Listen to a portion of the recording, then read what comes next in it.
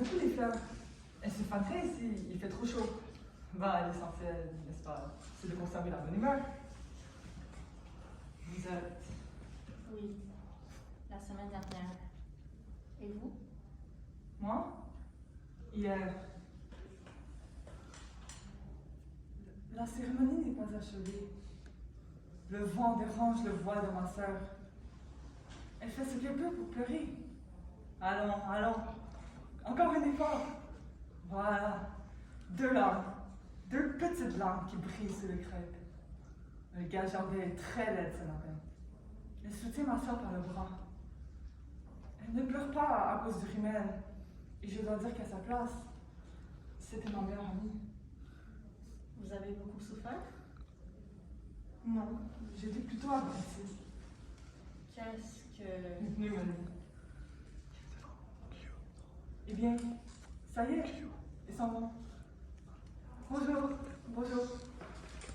Que de poignées de main. Mon mari est malade de chagrin. Il est resté à la maison. Et vous?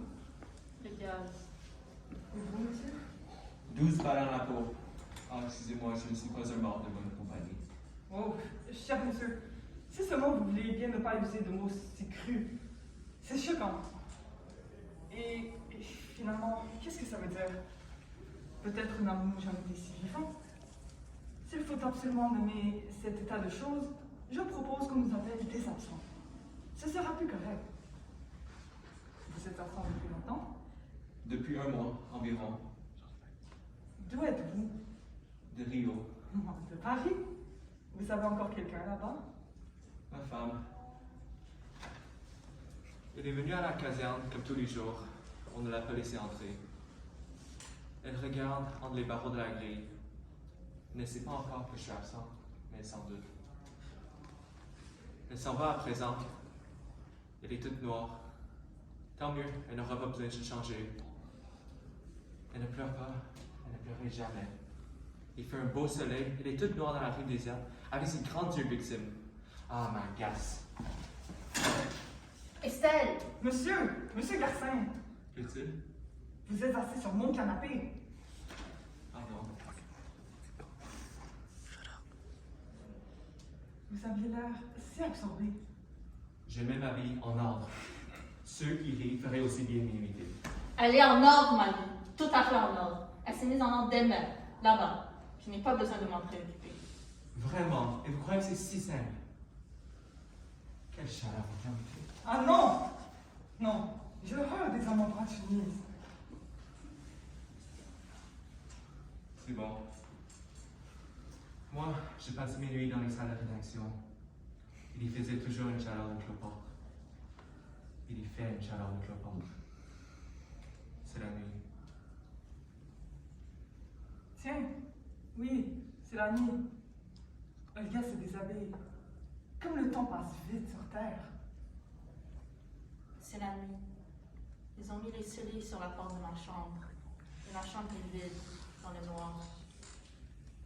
Ils ont posé leur veston sur le dos de leur chaise et roulé les manches de leur chemise au-dessus de leur coude. Ça sent l'homme et le cigare. J'aimais vivre au milieu d'hommes en brune chemise. Eh bien, nous n'avons pas les mêmes goûts. Voilà ce que ça prouve. Vous aimez ça, vous, les hommes en chemise? En chemise ou non, je n'aime pas beaucoup les hommes.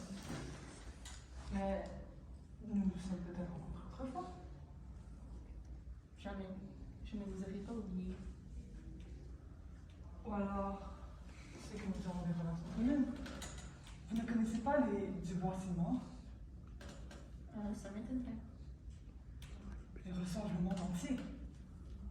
Qu'est-ce qu'ils font? Ils ne font rien, ils ont un château en Corrèze et... Moi, j'ai pu employer des postes. Ah, alors en effet. Et vous, monsieur? Moi, je n'ai jamais fait des Rio. En ce cas, vous avez parfaitement raison. C'est le hasard qui nous a réunis. De hasard. Alors ces meubles sont là par hasard. C'est un hasard si le canapé de droite est vert épinard et si le canapé de gauche est bordeaux. Un hasard, n'est-ce pas? Eh bien, essayez donc de les changer de place et vous m'en direz des nouvelles. Et le bronze, c'est un hasard aussi? Et cette chaleur!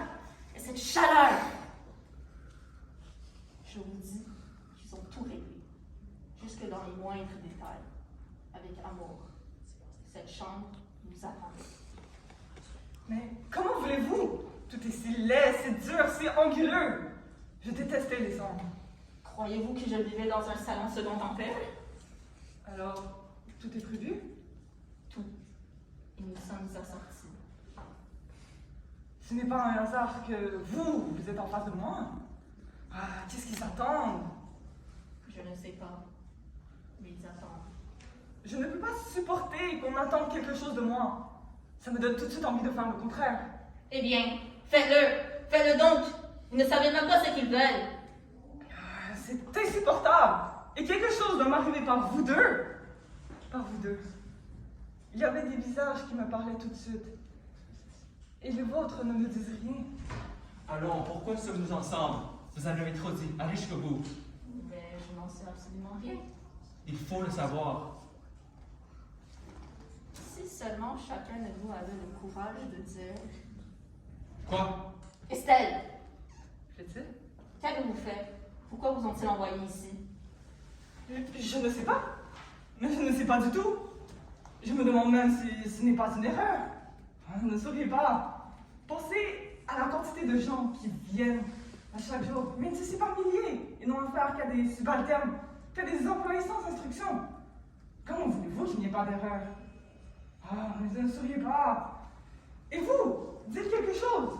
S'ils se sont trompés dans mon cas, ils ont pu se tromper dans le vôtre. Et dans le vôtre aussi. Est-ce qu'ils ne vont pas mieux croire que nous sommes là par erreur? C'est tout ce que vous avez à me dire? Il y a 2 ans, j'ai rencontré celui que je devais aimer. Nous nous sommes reconnus tout de suite. Il voulait que je parte avec lui et j'ai refusé. Après cela, j'ai eu ma pneumonie, c'est tout. Peut-être qu'on pourrait, au nom de certains principes, me reprocher d'avoir sacrifié ma jeunesse à un vieillard. Pensez-vous que cela soit une faute? Certainement non. Et vous, croyez-vous que c'est une faute de vivre selon ces principes? Qui est-ce qui pourrait me reprocher? Je dirigeais un journal pacifiste.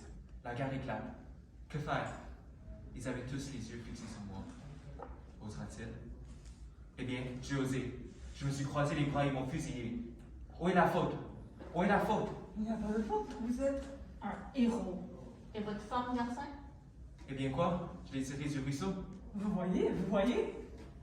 Je vois. Pour qui jouez-vous l'après-midi? Nous sommes entre nous. Entre nous?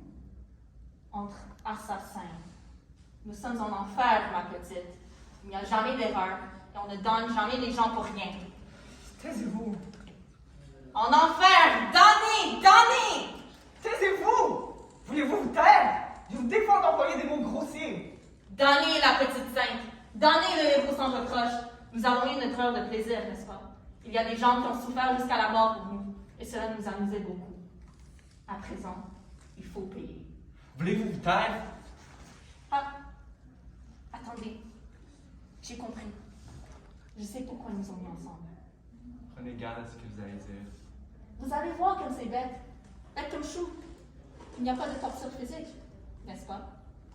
Et cependant, nous sommes en enfer. Et personne ne doit venir. Personne. Nous resterons ensemble, seuls, jusqu'au bout. C'est bien ça? En somme, il y a quelqu'un qui manque ici. C'est le bouton. Je le sais bien. Eh bien, ils ont effectué une économie de personnel. Voilà tout. Ce sont les clients qui font le service eux-mêmes, comme dans les restaurants coopératifs. Qu'est-ce que vous voulez dire? Le bourreau, c'est chacun de nous pour les deux autres.